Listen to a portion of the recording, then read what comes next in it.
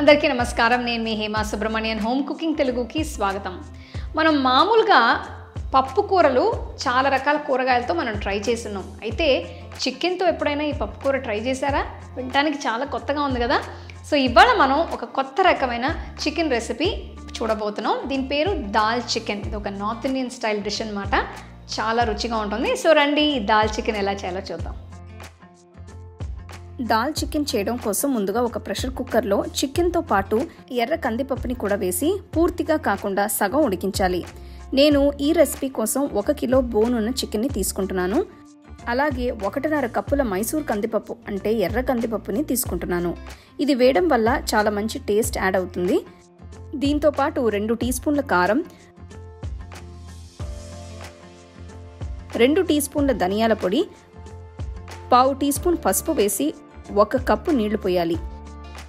ఇదంతా ఒక్కసారి మిక్స్ చేసి కుక్కర్కి మూత పెట్టి లోపల ఉన్న పదార్థాలు అన్నిటినీ సగమే ఉడికించాలి. ఆ తర్వాత మసాలా పేస్ట్ చేయడం కోసం ఒక కడాయిలో 1 టీ స్పూన్ కొబ్బరి నూనె, 1 దాల్చిన చెక్క ముక్క, 4 లవంగలు, 2 యాలకులు, 1/2 టీ స్పూన్ సోంపు గింజలు, కొన్ని మిరియాలు వేసి వేయించాలి. నెక్స్ట్ ఇందులో 4 వెల్లుల్లి రెబ్బలు, పొడవుగా తరిగిన 6 చిన్న ఉల్లిపాయలు వేసి అవి రంగు మారేంత వరకు వేయించాలి.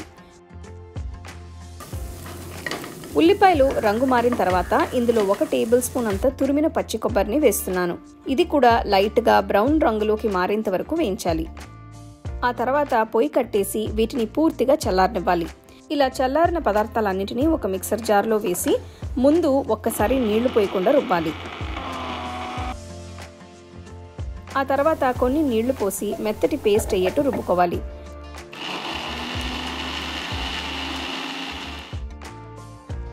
ఇప్పుడు కుక్కర్ తెరిచి చూస్తే మీకు పప్పు ఇంకా చికెన్ ఇలా కొద్దిగా ఉడికి కనిపిస్తాయి.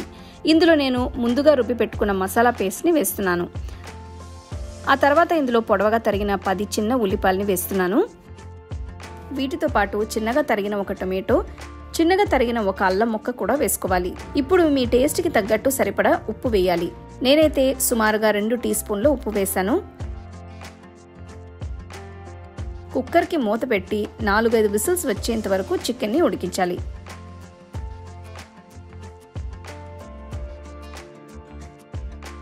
ఇందులోకి తాలింపు కోసం ఒక ప్యాన్లో 1 టేబుల్ స్పూన్ అంత కొబ్బరి నూనెని తీసుకుంటున్నాను.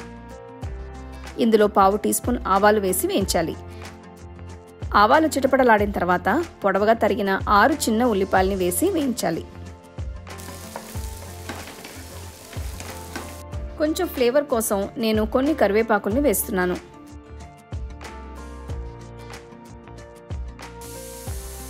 ఉల్లిపాయలు కాస్త వేగిన తర్వాత ఉడికించిన పప్పు చికెన్ మిశ్రమాన్ని ఇందులోకి ట్రాన్స్ఫర్ చేసుకోవాలి. ఈ మొత్తాన్ని ఒక్కసారి కలిపి కనీసం 5 నిమిషాలు ఉడికించాలి. 5 నిమిషాల తర్వాత కూర దగ్గర పడుతుంది కాబట్టి పొయ్యి కట్టేయచ్చు. అంతే, చాలా టేస్టీగా ఉండే దాల్ చికెన్ తయారైనట్టే.